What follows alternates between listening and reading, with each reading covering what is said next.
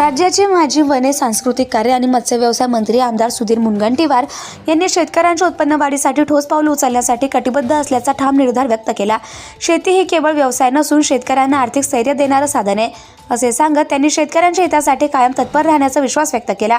राज्यातील तसेच जिल्ह्यातील शेतकऱ्यांसाठी कृषी पंप, धानाचा बोनस, कर्जमुक्ती, कृषी यांत्रिकीकरण प्रशिक्षण केंद्रे, कृषी महाविद्यालय आणि कृषी हाट अशा अनेक योजनांद्वारे उत्पादन खर्च कमी करणे आणि उत्पन्न वाढवणे यावर विशेष भर देण्यात येतोय।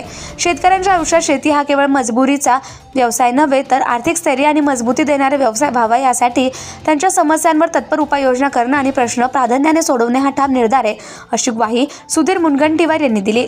डॉक्टर श्यामप्रसाद मुखर्जी वाचनालय येथे कृषी पंप वीज जोडणीच्या प्रलंबित प्रकरणांचा आढावा घेऊन उपाययोजना करण्यासाठी बैठक आयोजित करण्यात आली होती। याप्रसंगी ते बोलत होते।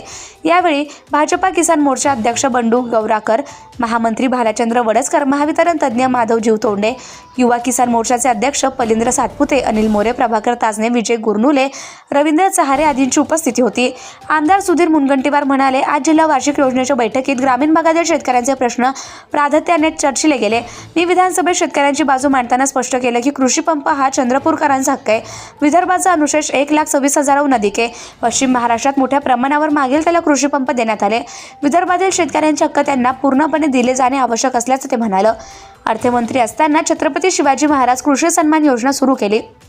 या योजनेद्वारे शेतकऱ्यांची कर्जमुक्ती करण्याचा प्रयत्न केला।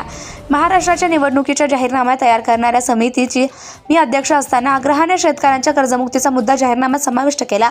शेतकऱ्यांच्या आयुष्यात शेती ही मजबुरी नव्हे तर मजबूतीचा व्यवसाय व्हावा। शेतकऱ्यांसाठी जे काही करता येईल ते प्राधान्याने करण्याचा निर्धार आहे। शेतकऱ्यांनी वीज कनेक्शनसाठी डिमांड भरले असूनही विभागाकडून त्यांचे चेक परत करण्यात येत आहेत, मात्र हे चेक परत करण्यामागचं कारण महावितरणच्या अधिकाऱ्यांना सांगता आलं नाही। चंद्रपूर जिल्ह्यासाठी 7,000 मेट्रिक टन युरिया खताचं आवंटन करण्यात आलं। महाराष्ट्रात नव्हे तर देशात पहिल्यांदाच कोरोमंडल कंपनी विरुद्ध FIR दाखल करून गुन्हा दाखल केला गेला। शेतकऱ्यांच्या हक्कासाठी कायद्याच्या चौकटीत राहून लढण्याचा ठाम निर्णय केला। पोंभुर्णा तालुक्यातील 7 शेतकऱ्यांना राज्य कृषी पुरस्कार प्राप्त झाला असून ही आपल्या सर्वांसाठी अभिमानाची बाब असल्याचंही मुनगंटीवार म्हणाले। ते पुढे म्हणाले की सांस्कृतिक कार्यमंत्री असताना चंद्रपूरमध्ये 80 कोटी रुपये खर्च करून शेतकऱ्यांसाठी कृषी हाट करण्यात येतोय। या हाटच्या माध्यमातून शेतकऱ्यांच्या उत्पादनांना थेट ग्राहकापर्यंत पोहोचवता येईल। मूल येथे कृषी महाविद्यालय उभारण्यात येत असून पंजाब नॅशनल बँकेच्या माध्यमातून अजयपूर येथे शेतकरी प्रशिक्षण केंद्र स्थापन केले जाते। शेतकऱ्यांचं उत्पन्न खर्च कमी करणे आणि उत्पादन वाढवणे या 2 महत्त्वाच्या उद्दिष्टांवर विशेष काम केले जाते। शेतकऱ्यांना धानाचा बोनस मिळावा यासाठी विधानसभेत आवाज उठवला। सुमारे 80 ते 90% शेतकऱ्यांच्या खात्यात धानाचा बोनस जमा झाला असून धाना चुकऱ्याचे पैसे दिले गेले।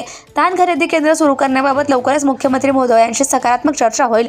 मतदारसंघातील काही गावे पोखरा तर काही गावे किसान समृद्धी योजनेत समाविष्ट आहेत। शेतकऱ्यांच्या व्यक्तिगत लाभाच्या योजना, यांत्रिकीकरणाच्या योजना आणि जमिनीची सुपीकता वाढवणाऱ्या योजनांबाबत मतदारसंघातील प्रत्येक गावात जनजागृती करा। मतदारसंघ कृषी क्षेत्रात प्रथम क्रमांकावर राहावे यासाठी सतत कार्य करा।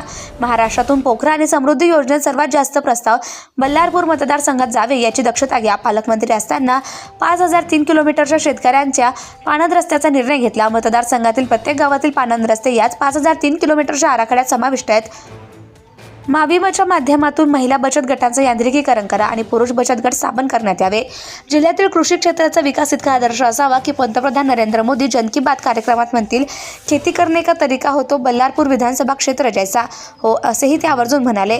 कृषी पंप वीज जोडणीच्या प्रलंबित प्रकरणांचा आढावा घेऊन उपाययोजना करण्यासाठी आज बैठक आयोजित करण्यात आली। या बैठकीस शेतकऱ्यांनी उत्स्फूर्त प्रतिसाद देत मोठ्या संख्येने हजेरी लावली।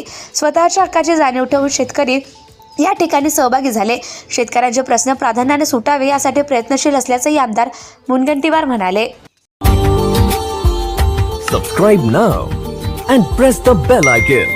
Never miss an update.